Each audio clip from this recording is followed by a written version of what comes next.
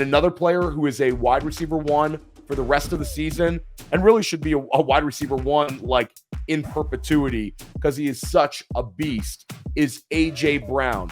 A.J. Brown played week 1, gets injured. Through the bye week, we hear A.J. is going to come back fully healthy, and boy, did he.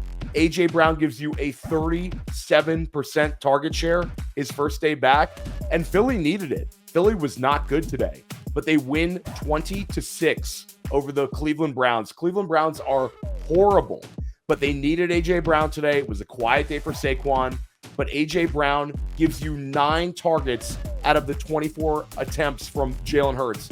That is crazy. 37% target share, 6 receptions, 116 yards, and a touchdown. Got the Philly crowd fired up. A.J. Brown, just sit back and trust him every single week. This is the reason you took this guy in the first round. He's going to crush it for the rest of the season. What? Why are you shaking your head? You're welcome.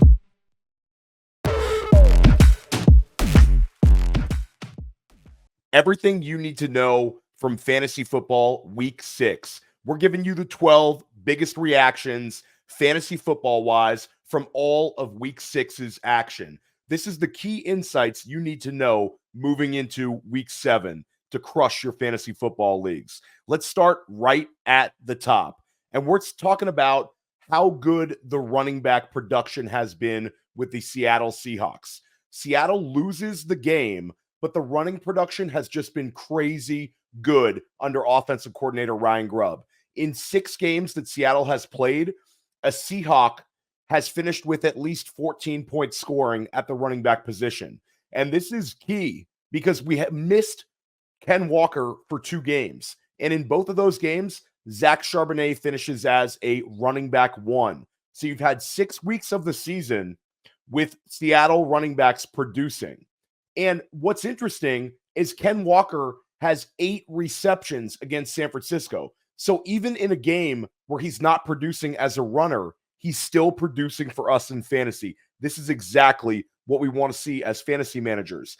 Ken Walker right now has 21 receptions and only 4 games played.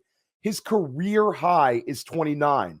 Walker is averaging 22 points per game. He's one of the best running backs in fantasy football right now.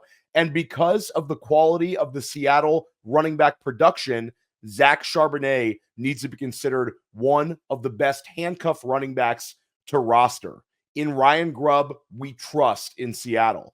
And we got to talk about Caleb Williams. Anybody who woke up early and watched the London game saw the Chicago Bears lay a beat down on the Jacksonville Jaguars. Doug Peterson looks like dead man walking in Jacksonville. They've got another game coming up against New England in London, so we'll see how they do in that one. But it was a masterclass by the Bears. Completely dominated this game. And Caleb Williams, the number 1 overall pick, looked like USC Caleb Williams. He gives you 4 passing touchdowns for 226 yards, and he has 56 rushing yards. He is absolutely balling right now. Over the last 2 weeks, Caleb Williams has been giving you top-notch QB production. We got to remember, in week 5, Caleb Williams gave us 300 passing yards and 2 passing touchdowns, and he finished as QB6 last week. We're recording this before Sunday night and Monday Night Football. We'll see where he ends up this week, but there is a ton of momentum with these Chicago Bears. They head to their bye week at 4-2, and when Caleb Williams comes back from bye, they go to Washington, and you have Caleb Williams and the Bears against Jaden Daniels and the Washington Commanders. That game is going to be incredible for fantasy football. And let's stick with the rookie quarterbacks. We had a beatdown win from the Houston Texans, but Drake Maye showed signs of life. The Patriots lost, and they lost big. But Maye displayed that promise that the Patriots showed drafting him at number 3 overall, and that the Patriots fans have been screaming for since they drafted him. He had 3 passing touchdowns.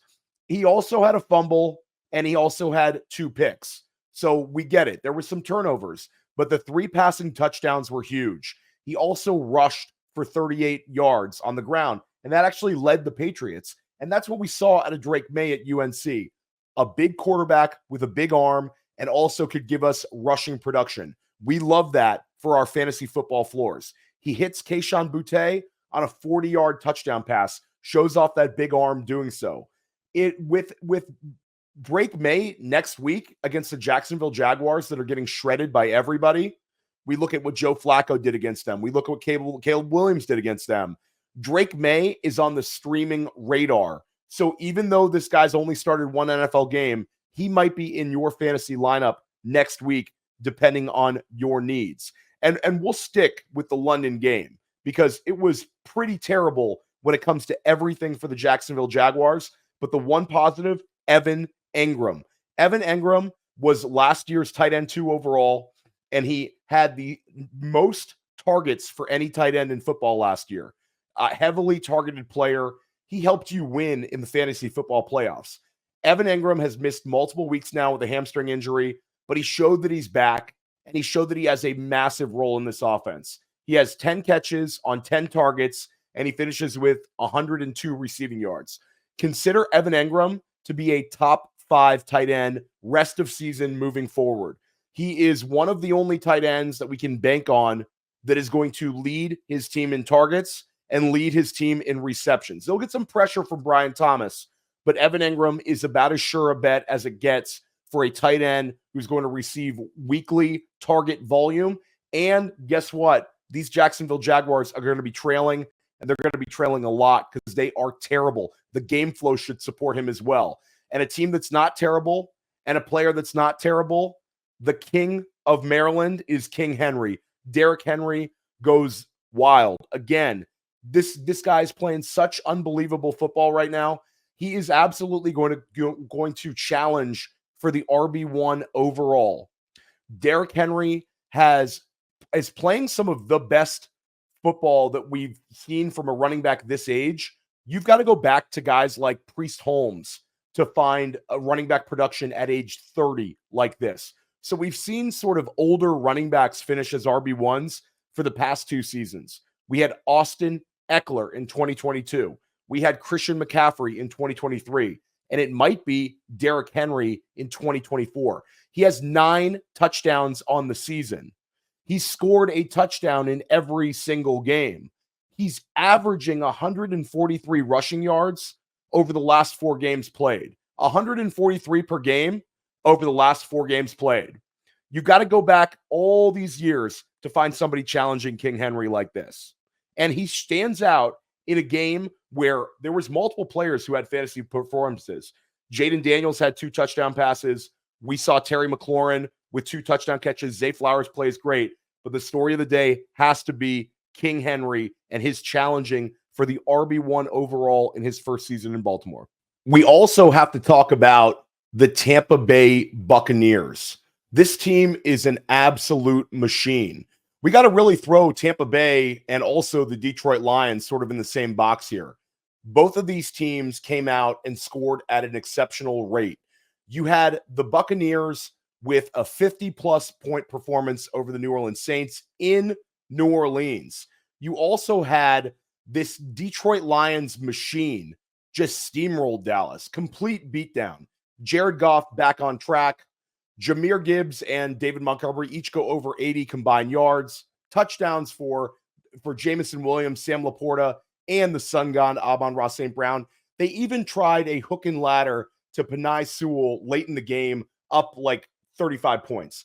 Just complete beatdown by the Lions, and also the Buccaneers going into New Orleans and winning this game. And the big takeaway for me when it comes to the Tampa Bay Buccaneers is what we saw with the running back production. It wasn't just Bucky Irving. We expected a big Bucky Irving game without Rachaad White in the lineup. But what we got was a Sean Tucker breakout game where Sean Tucker finishes with 136 rushing yards and a rushing touchdown. And he also has 56 receiving yards and a receiving touchdown. Sean Tucker was supposed to be a day 2 pick in the 2023 NFL draft, gets injured, signs as an undrafted free agent with Tampa Bay, and now looks like he's going to be a viable player rest of the season. Not sure what's going to happen when Rachaad White comes back, but it's hard to put Sean Tucker away. And we've got to talk about the effectiveness of Bucky Irving. Bucky Irving gets you 14 carries, 81 rushing yards, and a touchdown.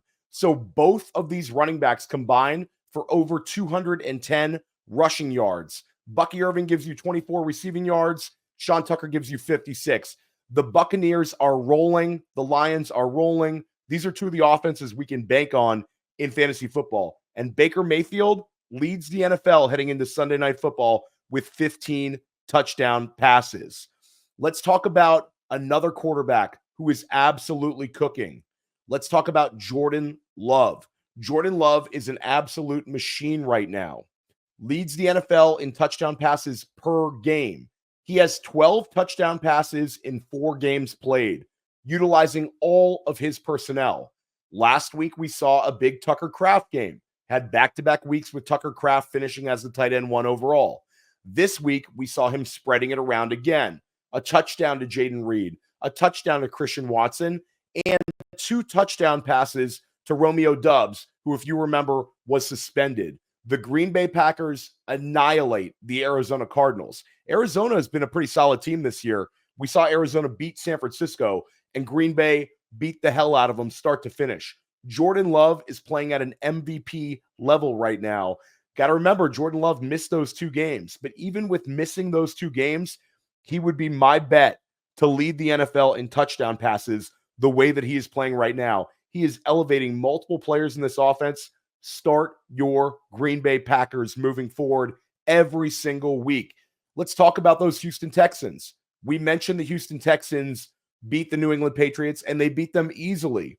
But let's dive into the box score, because this was the first game without Nico Collins. Nico Collins, of course, is on the injured reserve. He's going to miss at least a month of the season, and this is no small loss. Nico was wide receiver 2 overall, was averaging 20-plus points per game.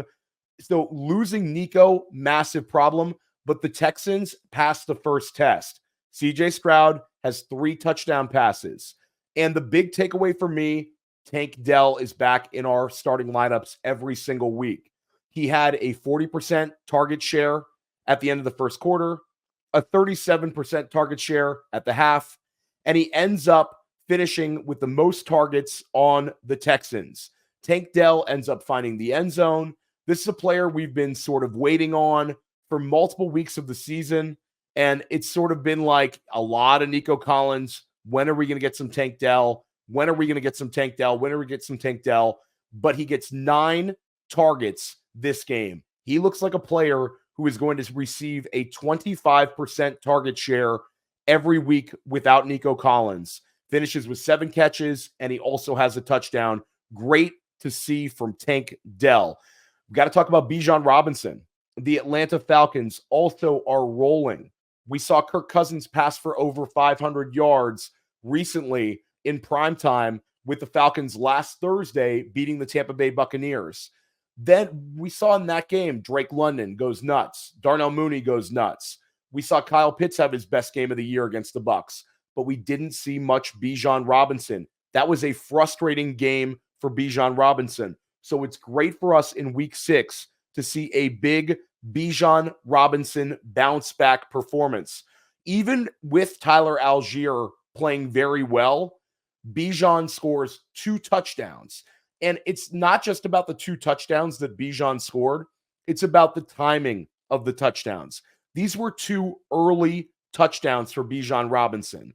Bijan Robinson getting the early touchdowns is showing that the Atlanta Falcons are trying to reestablish him, and we should see this moving forward. This was a huge sigh of relief for Bijan Robinson fantasy managers because Bijan has not been scoring the touchdowns this season. Finishes with 95 rushing yards on 15 carries. But what's important is we also see the disparity in terms of the targets. So with the targets between the 2 running backs last week in the win over Tampa Bay, it was 3-3 in terms of catches for Bijan and Tyler Algier. This week, it was 4 targets for Bijan, only 1 for Tyler Algier. And now Bijan has 3 touchdowns on the season. He only had 1 entering the week. A big sigh of relief for Bijan Robinson fantasy managers. And let's talk about Chris Godwin, because your current wide receiver overall heading into Sunday Night Football. This only might be for an hour or so till Jamar Chase passes him. But Chris Godwin is the wide receiver 1 overall on the season. And this is a Chris Godwin sort of semi-bounce back week. And it wasn't like he was invisible, but we've had 2 quiet weeks in a row for Godwin, minimal fantasy production, giving you double-digit points, but nothing close to what we saw in like weeks 1 and 2. And then he gives you this tremendous output, finishes with 11 catches, 125 yards receiving, and 2 touchdown catches. We talked about Baker Mayfield. Baker Mayfield has now thrown for 15 touchdown passes this season. Baker is cooking. And Chris Godwin, he is locked in. He has 53 targets on the season, and he's averaging over 20 points per game. Locked in wide receiver 1 for the rest of the season. And another player who is a wide receiver 1 for the rest of the season, and really should be a wide receiver 1 like in perpetuity because he is such a beast, is A.J. Brown. A.J. Brown played week 1, gets injured. Through the bye week, we hear A.J. is going to come back fully healthy, and boy, did he. A.J. Brown gives you a 37% target share his first day back, and Philly needed it. Philly was not good today, but they win 20-6 over the Cleveland Browns. Cleveland Browns are horrible, but they needed A.J. Brown today. It was a quiet day for Saquon, but A.J. Brown gives you 9 targets out of the 24 attempts from Jalen Hurts. That is crazy. 37% target share, 6 receptions, 116 yards, and a touchdown. Got the Philly crowd fired up. A.J. Brown, just sit back and trust him every single week. This is the reason you took this guy in the first round. He's going to crush it for the rest of the season. And the final reaction is Brock Bowers. What a player. Brock Bowers in a losing contest. Steelers beat the hell out of the Raiders, but we still get a 9-catch, 71-yard performance for Brock Bowers. Jacoby Myers was out, Devontae Adams was out, and Brock Bowers gets 10 targets.